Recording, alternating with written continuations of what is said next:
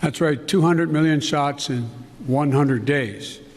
I know it's ambitious, twice our original goal, but no other country in the world has even come close, not even close to what we are doing. And I believe we can do it.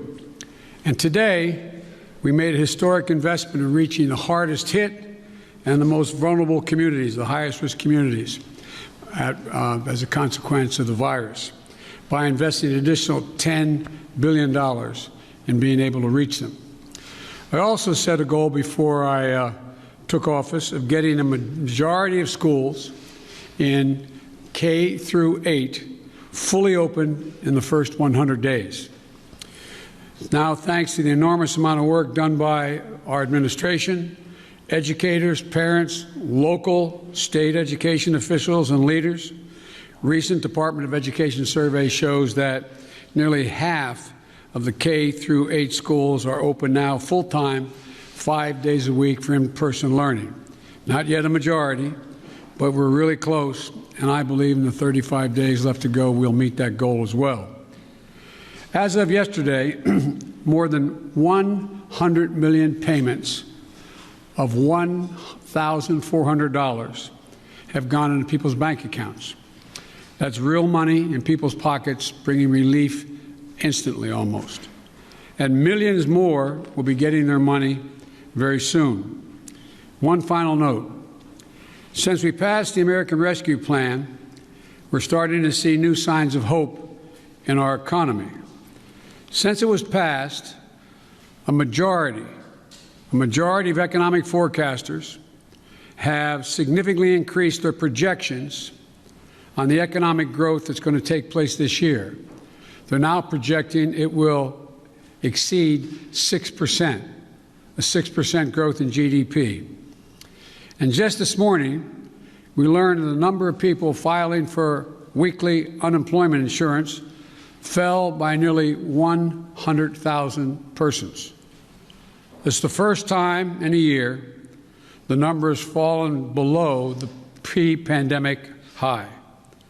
So there are still too many Americans out of work, too many families hurting, and they still have a lot of work to do. But I can say to you, the American people, help is here and hope is on the way. Now I'll be happy to take your questions. Zeke, the Associated Press. Thank you, Mr. President. You mentioned your progress on COVID-19. I'd like to ask you about some of the other issues facing your presidency. One of the defining challenges you face in the coming months is how to deliver on your promise to Americans on issues like immigration reform, gun control, voting rights, climate change. All of those right now are facing stiff, united opposition from Republicans on Capitol Hill. How far are you willing to go to achieve those promises that you made to the American people? Well, I'm good. Look, when I took office, I decided that it was a fairly basic, simple proposition, and that is I got elected to solve problems. And the most urgent problem facing the American people, I stated from the outset, was COVID-19 and the economic dislocation for millions and millions of Americans. And so that's why I put all my focus in the beginning. There are a lot of problems, but all my focus on dealing with those particular problems. And the other problems we're talking about, from immigration to guns and the other things you mentioned, are long-term problems. They've been around a long time. And what we're going to be able to do, God willing, is now begin one at a time to focus on those as well. And whether it's immigration or guns or a number of other problems that face the country. But the fundamental problem is getting people some peace of mind so they can go to bed at night and not stare at the ceiling wondering whether they lost their health insurance, whether they're going to lose a family member, whether they're going to be in a position where they're going to lose their home because they can't pay their mortgage, or the millions of people are going to get thrown out of their homes because of the inability to pay their rent. So We're going to move on these one at a time, try to do as many simultaneously as we can, but that's the reason why I focused as I have. And here's the deal. I think my Republican colleagues are going to have to determine whether or not we want to work together, or they'll decide that the way in which they want to proceed is to just decide to divide the country, continue the politics of division. But I'm not going to do that. I'm just going to move forward and take these things as they come.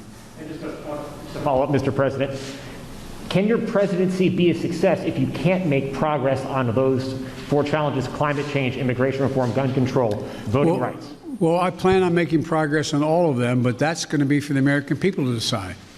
I think, I doubt whether, maybe you did, maybe others did. I thought, many of you thought there was no possibility of my getting the plan I got passed without any Republican votes. Pretty big deal. Got passed. Growing the economy. People's lives are changing. So let's see what happens. All I know, I've been hired to solve problems, not create division. Okay, how about Yamiche? Thanks so much, Mr. President. You've said over and over again that immigrants shouldn't come to this country right now. This isn't the time to come. That message is not being received. Instead, the perception of you that got you elected as a moral, decent man is the reason why a lot of immigrants are coming to this country and entrusting you with unaccompanied minors. How do you resolve that tension? And how are you choosing which families can stay and which can go, given the fact that even though with Title 42, there are some families that are staying? And is there a timeline for when we won't be seeing these overcrowded facilities run by CPB when it comes to unaccompanied minors?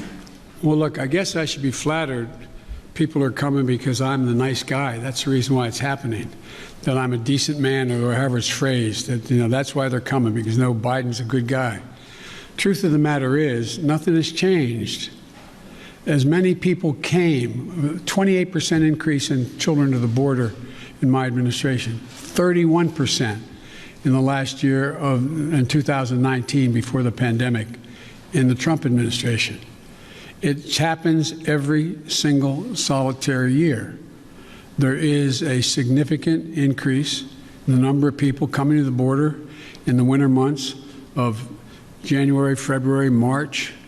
It happens every year.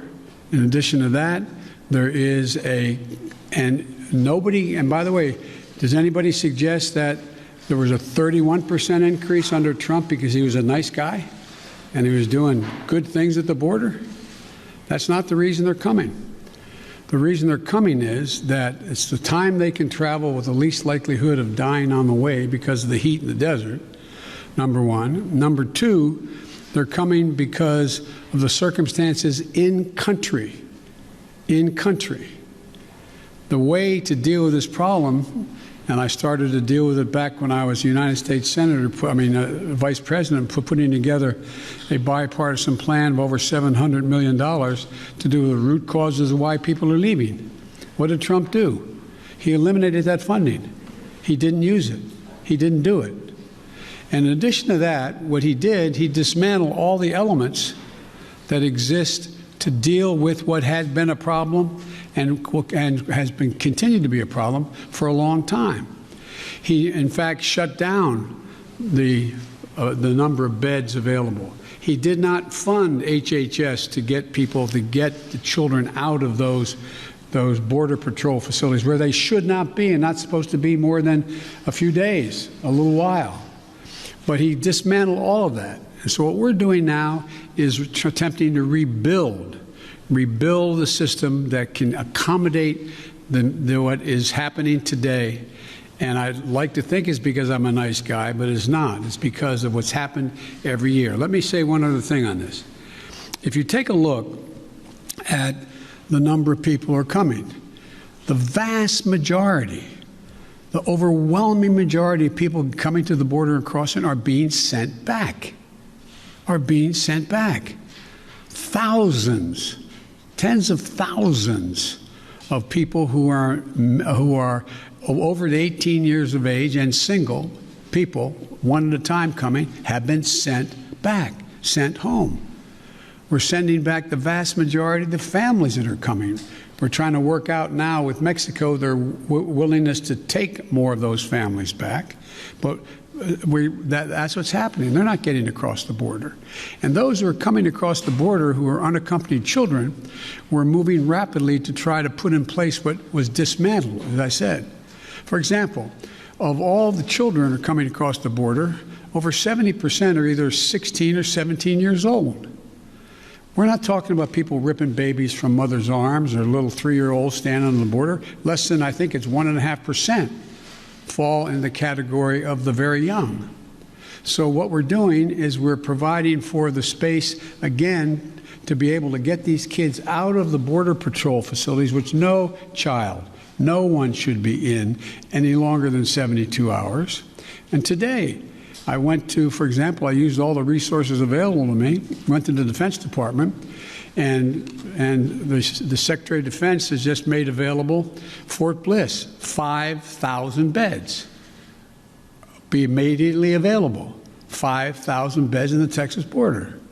So we're building back up the capacity that should have been maintained and built upon, that Trump dismantled. It's going to take time. And the other thing we're doing, I might add, am I giving you too long an answer? Because if you don't want the detail. No, but I mean, I don't know how much detail you want about immigration. Maybe I'll stop there and finish. My follow-up question is, one, if you could talk a little bit about which families, why they're being allowed to stay, what the families that are being allowed to stay, why they're being allowed to stay. In addition to that, when it comes to the filibuster, which is what Zeke was asking about, there's immigration is a big issue, of course, when it related to the filibuster, but there's also Republicans who are passing bill after bill trying to restrict voting rights.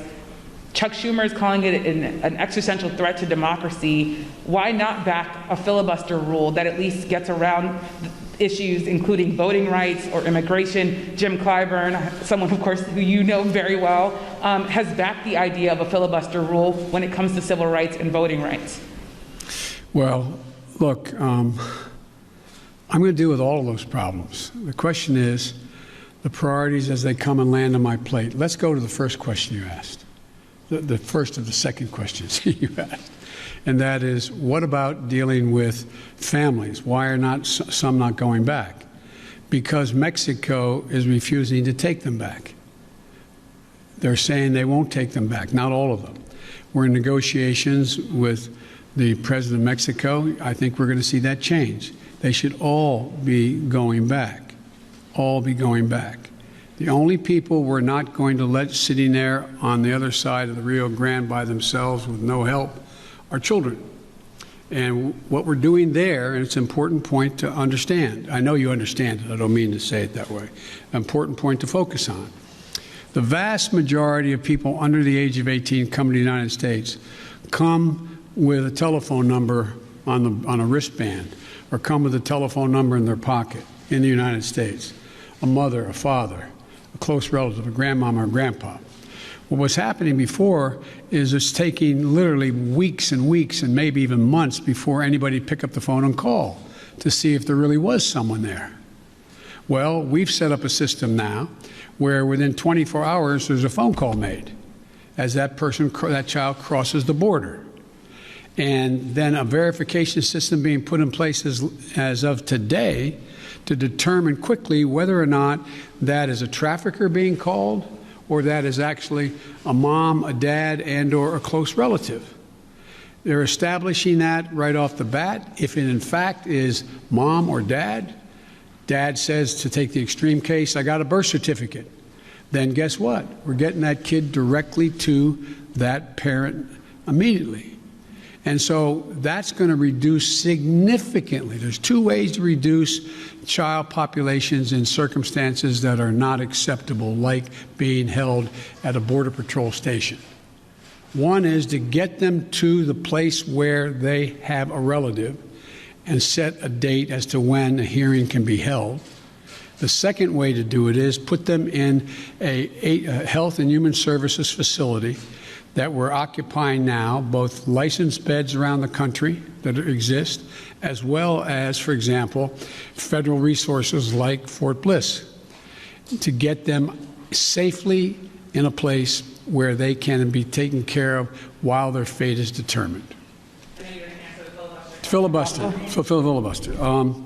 You know, with regard to the filibuster, I believe we should go back to a position of the filibuster that existed just when I came to the United States Senate 120 years ago.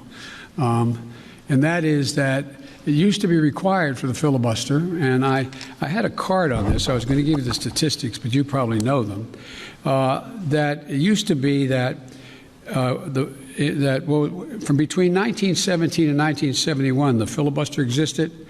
There were a total of 58 motions to break a filibuster that whole time. Last year alone, there were 5 times that many.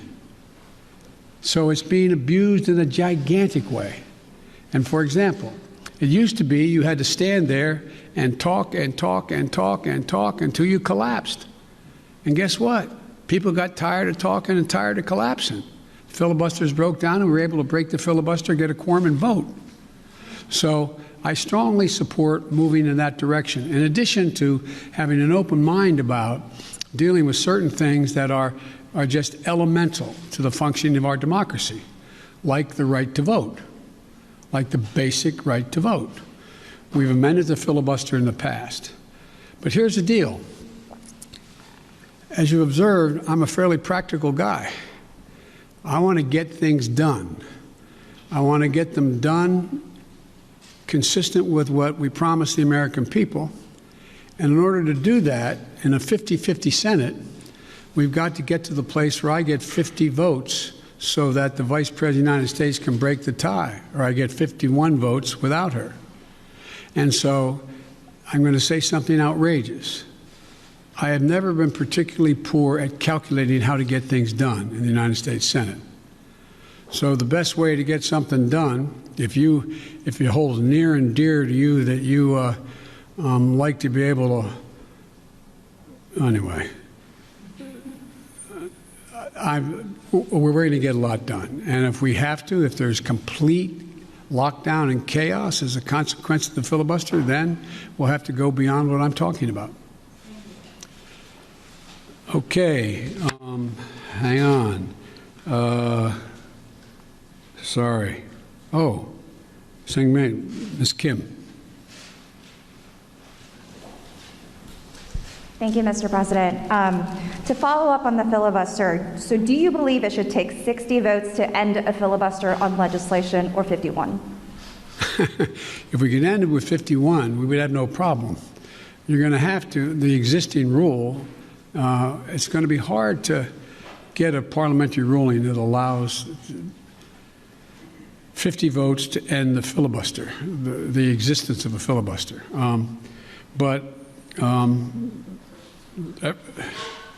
It's not my expertise in what the parliamentary rules and how to get there are, but our preoccupation with the filibuster is totally legitimate. But in the meantime, we got a lot we can do while we're talking about what we're going to do about the filibuster. Let me get here. Okay. Cecilia Vega. I'd like to circle back to immigration, please.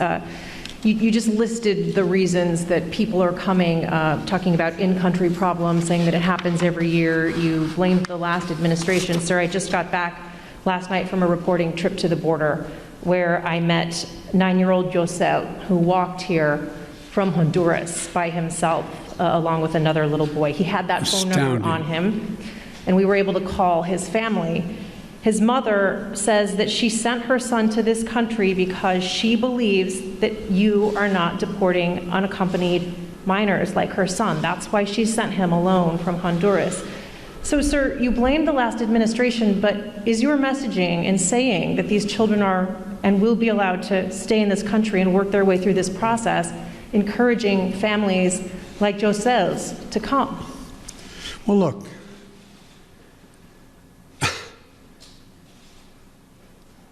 The idea that I'm going to say which I would never do. If an unaccompanied child ends up at the border, we're just going to let them starve to death and stay on the other side. No previous administration did that either, except Trump. I'm not going to do it. I'm not going to do it. That's why I've asked the Vice President of the United States yesterday to be the lead person on dealing with focusing on the fundamental reasons why people leave Honduras, Guatemala, El Salvador in the first place. It's because of earthquakes, floods. It's because of lack of food. It's because of gang violence. It's because of a whole range of things that when I was vice president had the same obligation to deal with unaccompanied children.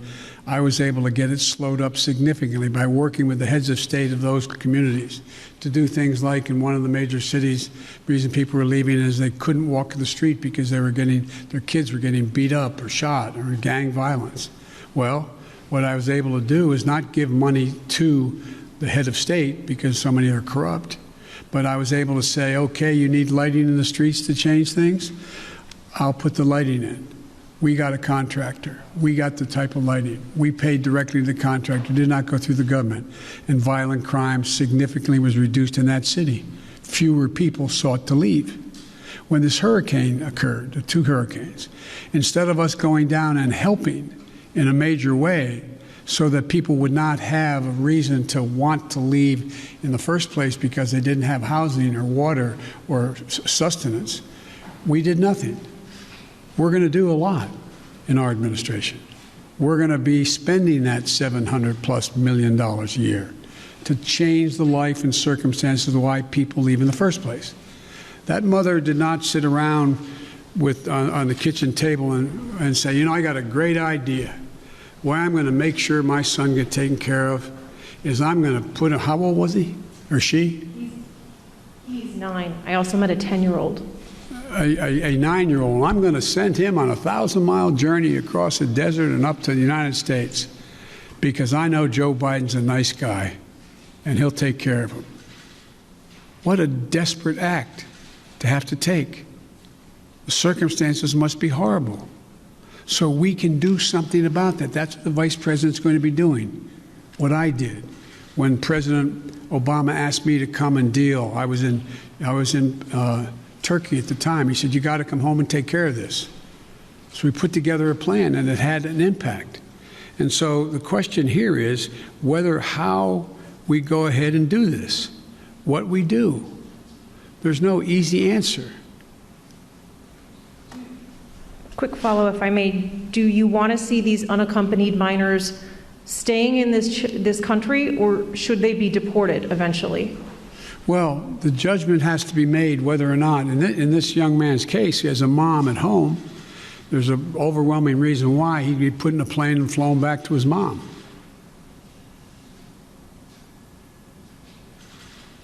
Follow, sir. You mentioned circumstances that must be horrific. The Customs and Border Protection Facility in Donna, Texas, I was there, is at 1,556% capacity right now with mostly unaccompanied minors. There are kids that are sleeping on floors. They are packed into these pods. I've spoken to lawyers who say that some of these children have not seen the sun in days. What's your reaction? What is your reaction to these images that have come out from that particular facility? Is what's happening inside acceptable to you? And when is this going to be fixed? That's a serious question, right? Is it acceptable to me? Come on. That's why we're going to be moving 1,000 of those kids out quickly. That's why I got Fort Bliss opened up. That's why I've been working from the moment this started to happen to try to find additional access for children to be able to safely, not just children, but particularly children, to be able to safely be housed while we follow through on the rest of what's happening. That is totally unacceptable.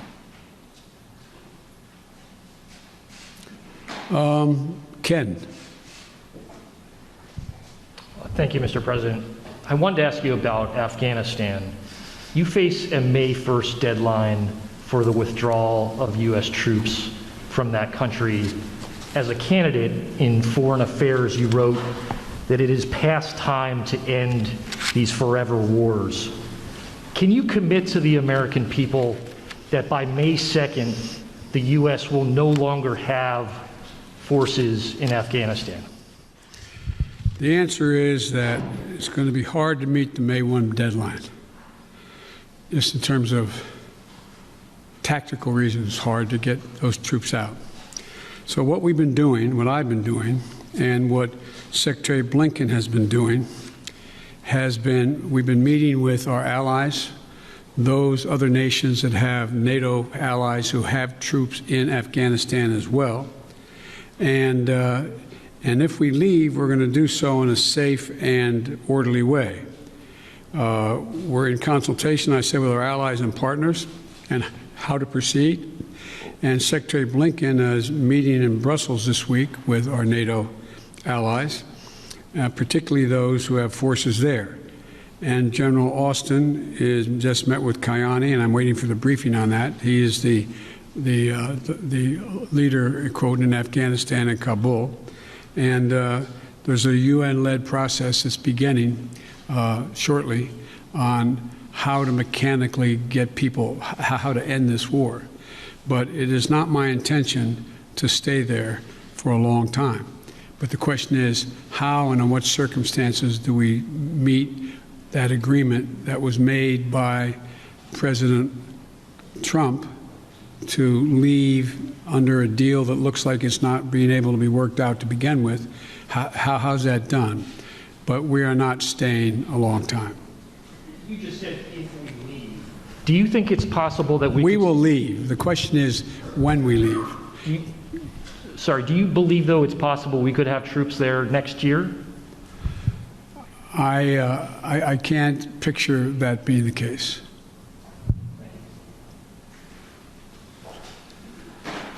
Okay, Kristen.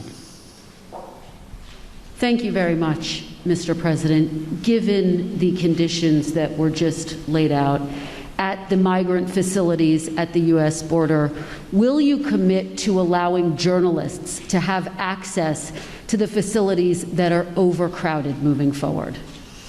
I will commit when my plan very shortly is underway to let you have access to not just them, but to other facilities as well.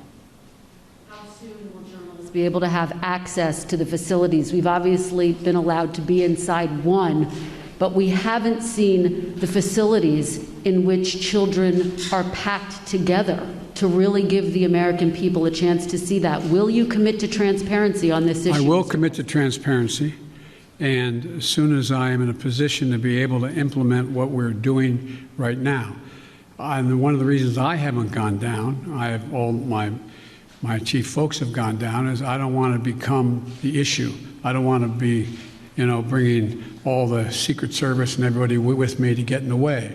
So this is being set up, and you'll have full access to everything once we get this thing moving. Okay, just to be clear, how soon will that be, Mr. President? I don't know, to be clear. Okay, and do you bear responsibility for everything that's happening at the border now? I hear you talking a lot about the past administration. You decided to roll back some of those policies. Did you move too quickly to roll back what? I'm sorry? Policies. Did you move too quickly to roll back some of the executive orders of your predecessor? First of all the policies that are underway were not helping at all. Did not slow up the amount of immigration and as many people coming. And rolling back the policies of separating children from their mothers, I make no apology for that. Rolling back the policies of remain in Mexico, sitting on the edge of the Rio Grande in a muddy circumstance with not enough to eat, I make no apologies for that. I make no apologies for ending programs that did not exist before Trump became president, that have an incredibly negative impact on the law, international law, as well as on human dignity. And so I make no apologies for that. To ask you about foreign policy, Mr. President, overnight we learned that North Korea tested 2 ballistic missiles. What, if any, actions will you take, and what is your red line on North Korea? Let me say that, number one, UN Resolution 1718 was violated by those particular missiles that were tested. number one. We're consulting with our allies and partners, and there will be responses if they choose to escalate. We will respond accordingly. But I'm also prepared for some form of diplomacy, but it has to be conditioned upon the end result of denuclearization. So that's what we're doing right now, consulting with our allies. Just very quick follow-up. You only got another hour now, okay? Diplomacy, can you define what you mean? And former President Obama warned the incoming President Trump that North Korea was the top foreign policy issue that he was watching. Is that how you assess the crisis in North Korea? Yes. Okay, hang on a second here. Kristen, Nancy, CBS. Thank you very much, Mr. President. I want to go back to voting rights. And as Yamiche mentioned, Republican legislatures across the country are working to pass bills that would restrict voting, particularly Democrats fear impacting minority voters and young voters, the very people who helped to get you elected in November.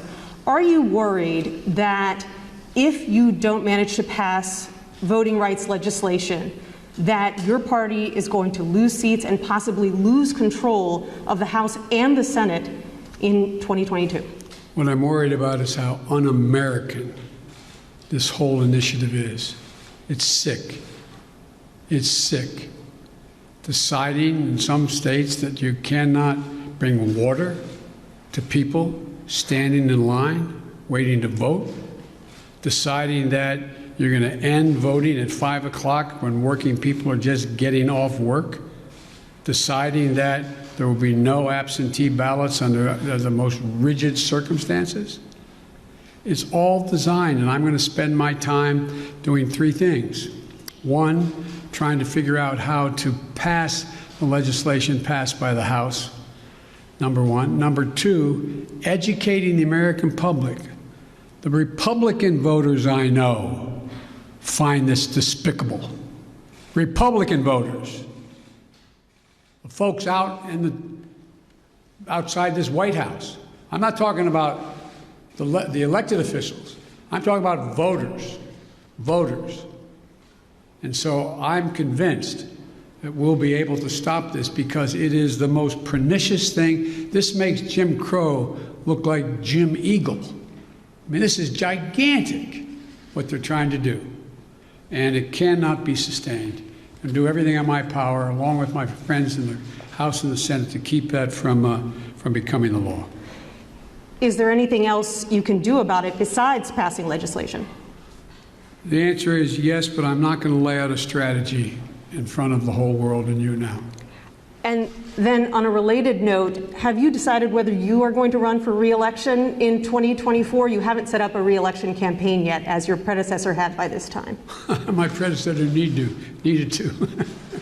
My predecessor. Oh, God, I miss it. Have you? No, the answer is yes. My plan is to run for re-election. That's my expectation. And then on one other note, on bipartisanship, your old friend, Mitch McConnell, says you have only spoken to each other once since you took office, and that you have moved far left since taking office. Do you see it the same way he does? Have you rejected bipartisanship? No, I haven't at all. I've been meeting.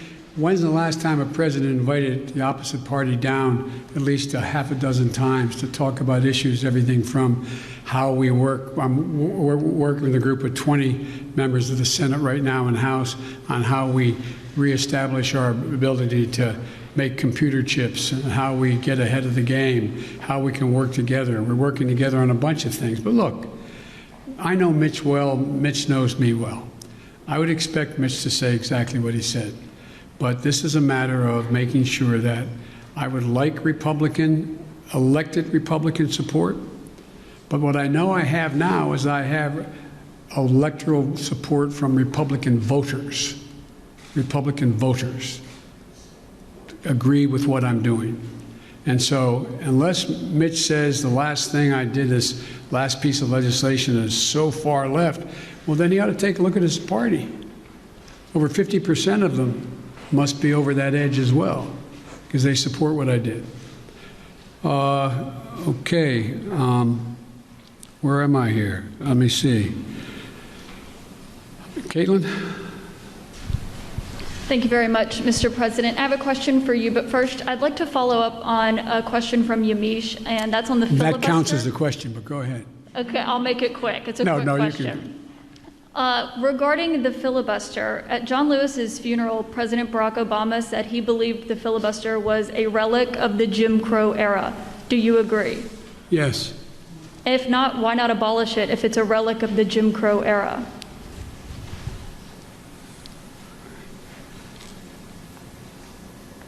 Successful electoral politics is the art of the possible.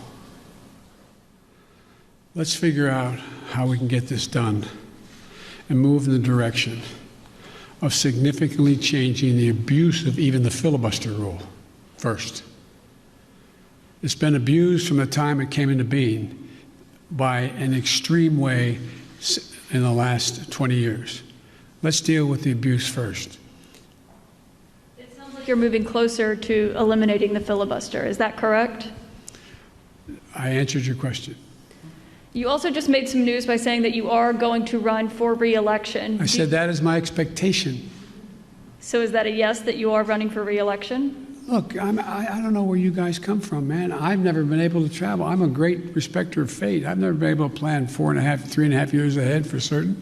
And if you do run, will Vice President Harris be on your ticket? I would fully expect that to be the case. She's doing a great job. She's a great partner. She's a great partner. And do you believe you'll be running against former President Trump? Oh, come on. I don't even think about it. I have no idea. I have no idea whether there'll be a Republican Party. Do you? I know you don't have to answer my question, but I mean, do you? I mean, look, this is the way I view things. I become a great respecter of fate in my life. I set a goal of that's in front of me to get things done for the people I care most about, which are hard-working, decent American people who really having it stuck to them. I want to change the paradigm. I want to change the paradigm. We start to reward work, not just wealth. I want to change the paradigm. If you notice, didn't you find it kind of interesting that my Republican friends were worried about that the cost and the taxes that had to be had, if there is any tax to be had, as they talk about it, in dealing with the act that we just passed, which puts money in people's pockets, ordinary people? Do you hear them complain when they passed close to $2 trillion Trump tax cut, 83% going to the top 1%? Do you hear them talk about that at all? I love the fact that they found this whole idea of concern about the federal budget. It's kind of amazing. When the federal budget is saving people's lives, they don't think it's such a good idea. When the federal budget is feathering the nest of the wealthiest Americans, 90 of the Fortune 500 companies making billions of dollars not paying a cent in taxes, reducing taxes to the point that people who are making, if you're a husband and wife, a school teacher, and a cop, you're paying at a higher rate than the average person making $1 billion a year is. Something's wrong. Their newfound concern. I'm concerned. Look, I meant what I said when I ran, and a lot of you still think I'm wrong, and I respect that. I said I'm running for 3 reasons. To restore the soul, dignity, honor, honesty, transparency to the American political system. 2, to rebuild the backbone of this country, the middle class, hardworking people and people struggling to get in the middle class. They built America, and unions built them. The 3rd reason I said I was running was to unite the country. And generically speaking, all of you said, no, you can't do that.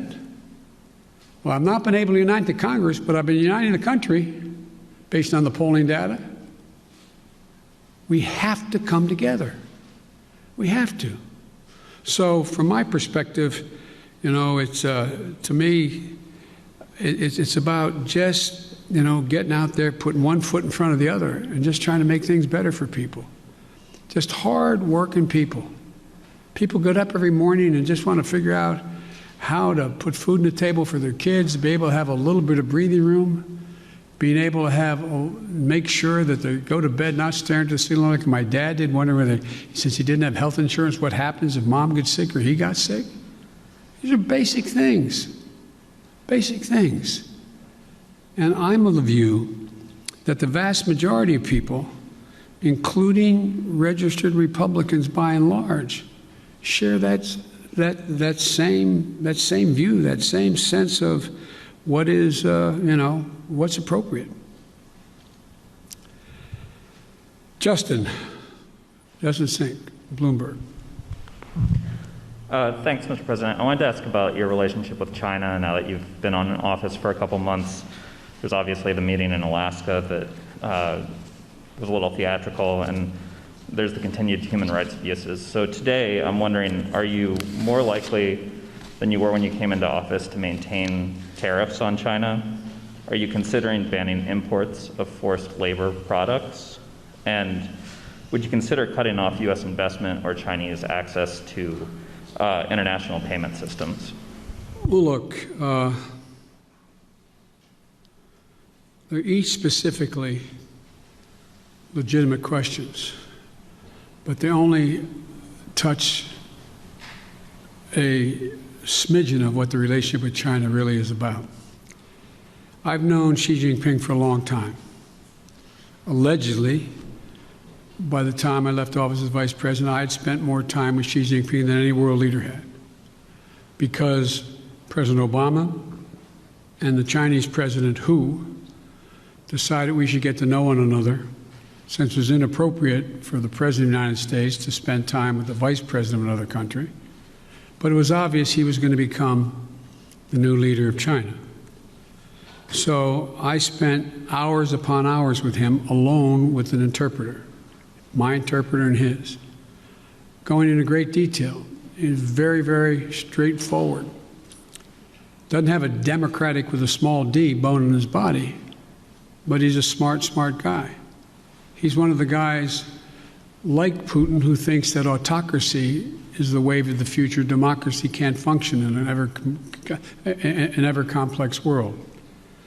So when I was elected and he called to congratulate me, I think to the surprise of the China experts who were his people on the call as well as mine listening, we had a 2-hour conversation for 2 hours.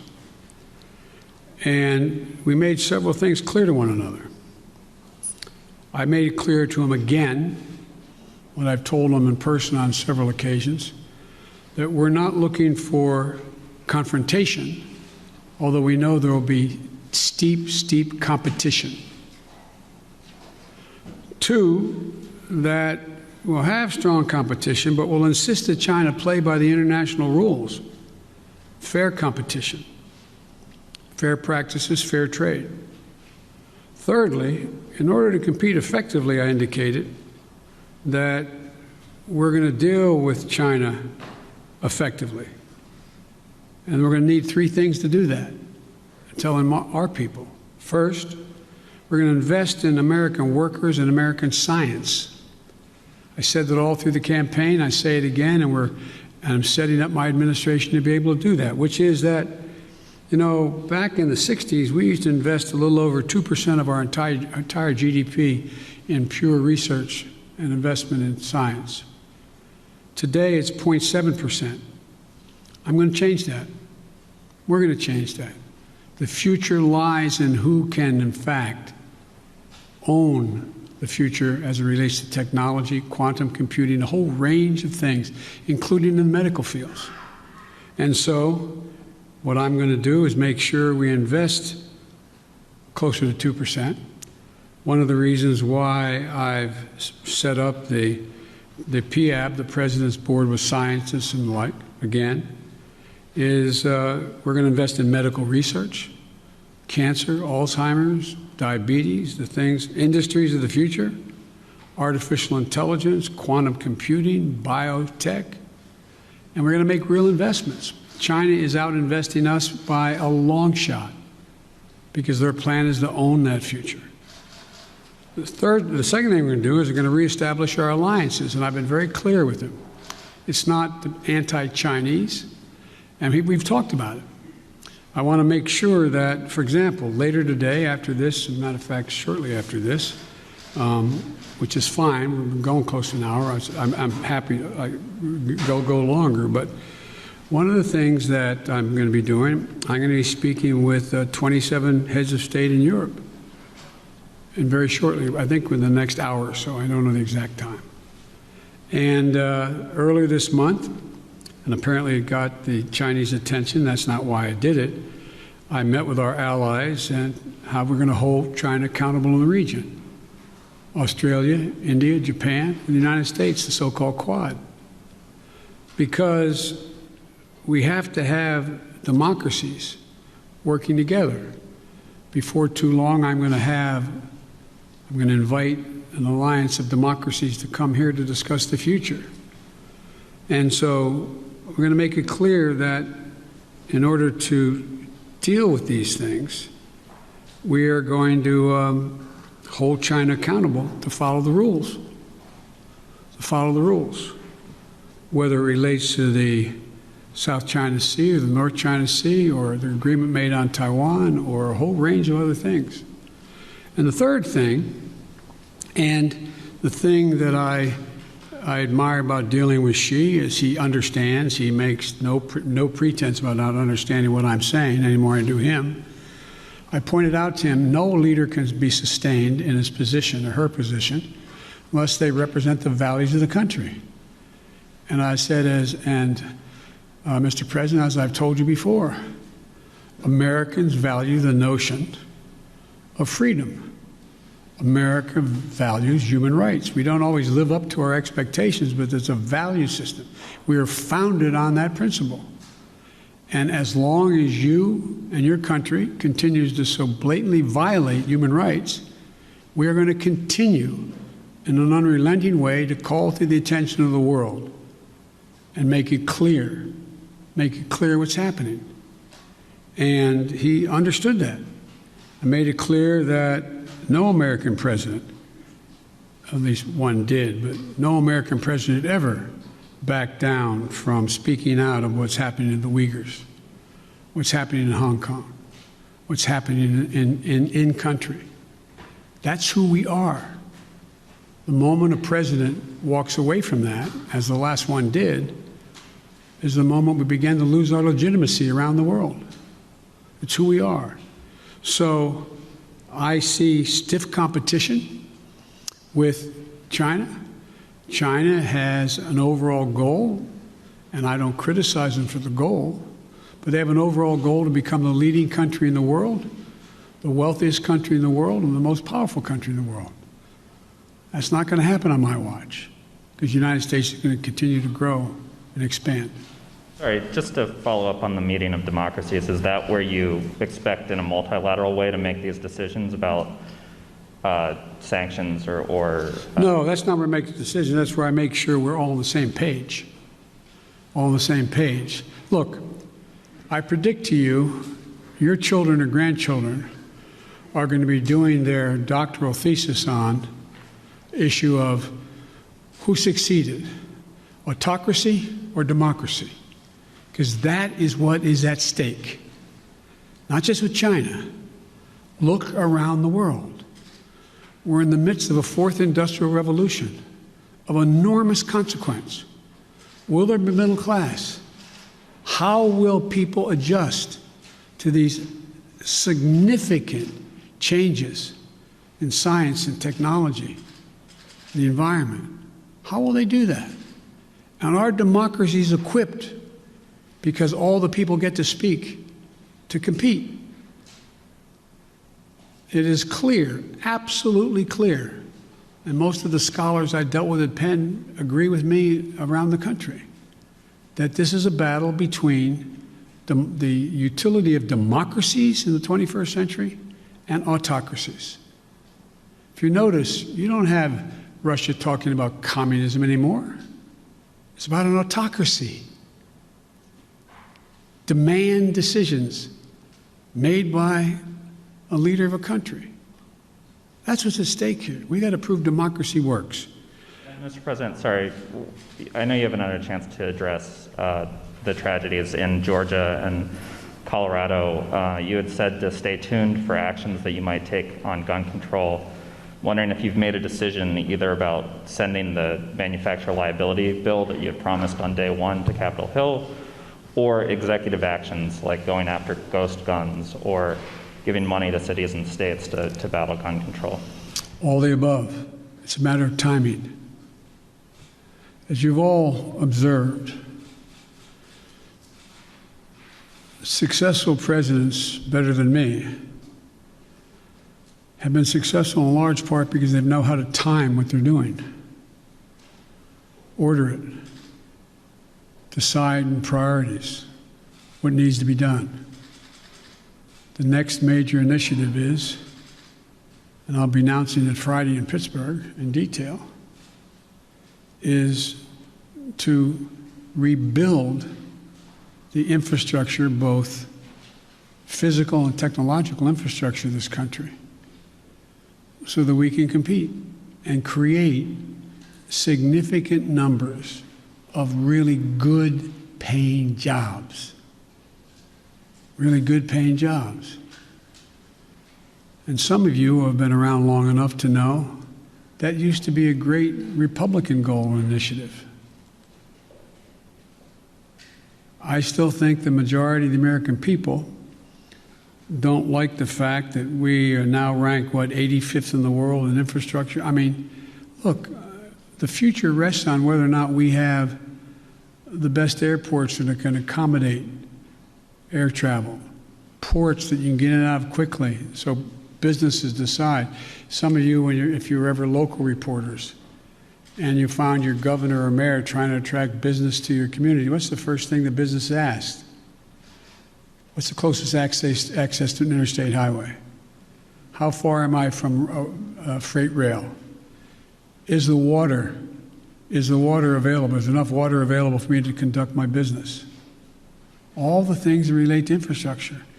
We have somewhere, I asked the staff to write it down for me, and they did, not for this, but for a longer discussion.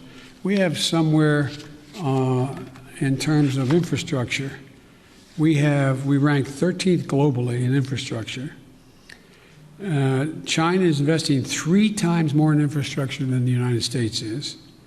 Bridges, more than 1/3 of our bridges, 231,000 of them, need repairs.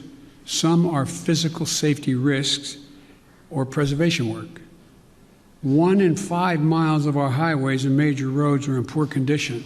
That's 186,000 miles of highway. Aviation, 20% of all flights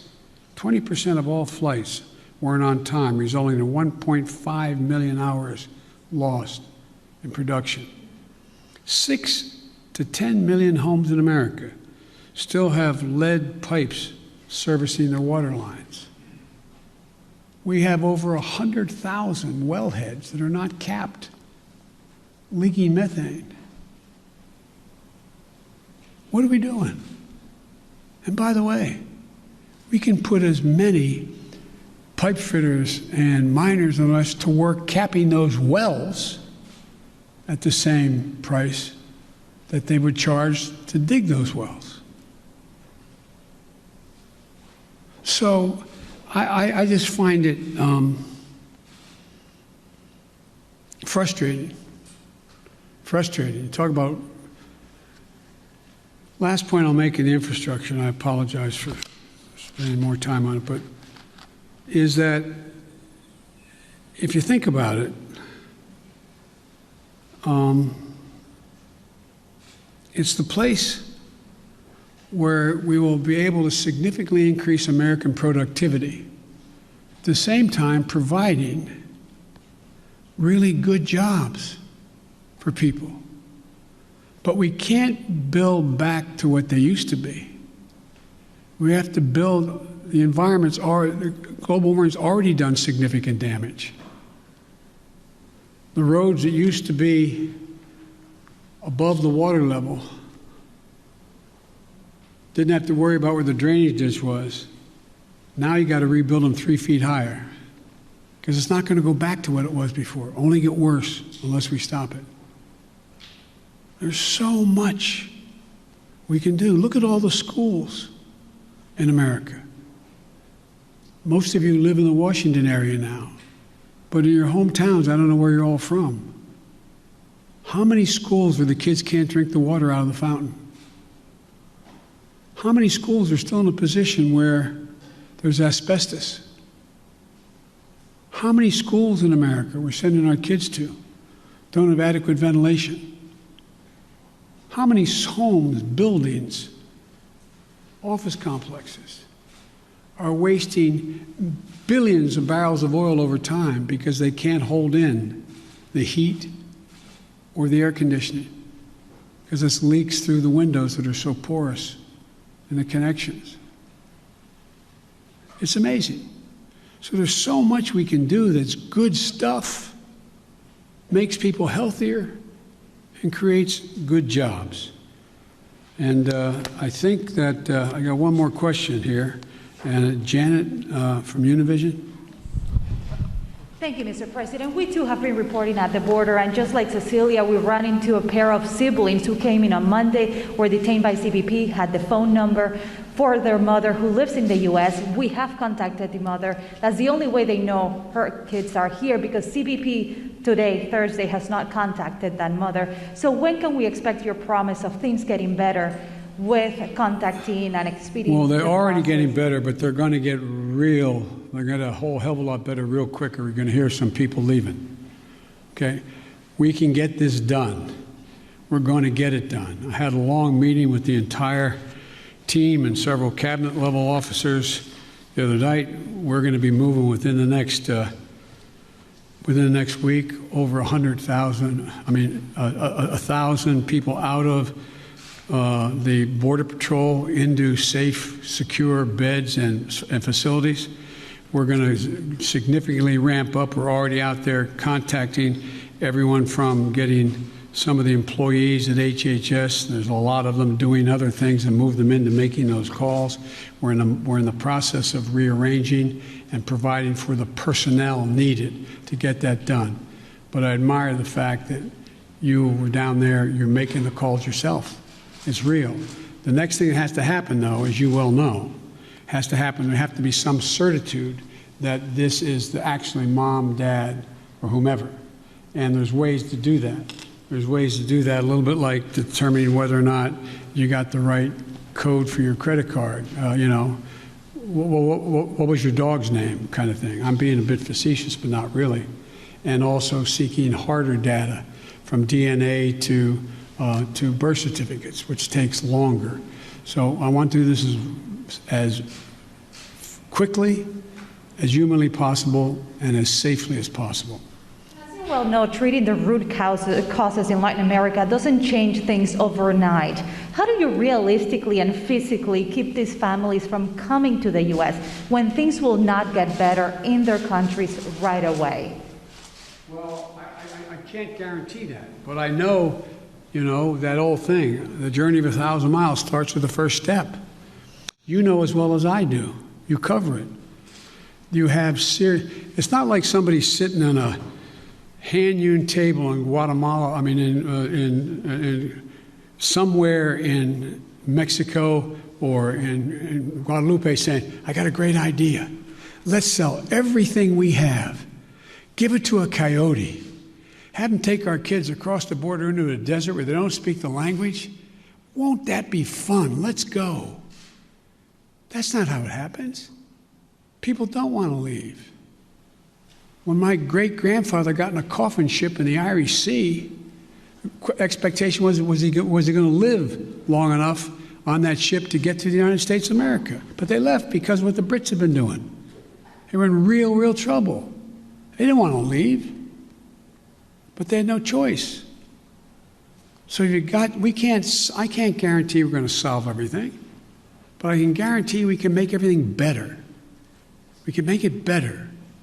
We can change the lives of so many people. And the other thing I want to point out to you, and I hope you point out, I realize it's much more heart-wrenching, and it is, to deal with a 5- and 6- and 7-year-old. But you went down there and you saw the vast majority of these children, 70% are 16 years old, 17 years old, and mostly males. Doesn't make it good, bad, or indifferent. But the idea that we have tens of thousands of kids in these god-awful facilities that are really little babies crying all night, there's some, that's true. That's why we got to act. And yesterday, I asked my team, both the director of the two agencies as well as others, I asked them what would they in fact, and I asked their opinion because they're the experts, but I said, focus on the most vulnerable immediately. But there's no reason why in the next month as people cross the border, that phone call can't be made in the first 48 hours and begin. If I may ask one last question, have you had any talks with Senate Republicans who are threatening this administration with not considering the immigration legislation that was passed in the House until the situation at the border has been resolved? No, because I know they have to posture for a while. They sort of got to get it out of their system. This is a, but I'm ready to work with any Republican who wants to help solve the problem or make the situation better. But folks, I'm going. Thank you very, very much. I appreciate it. Thank you.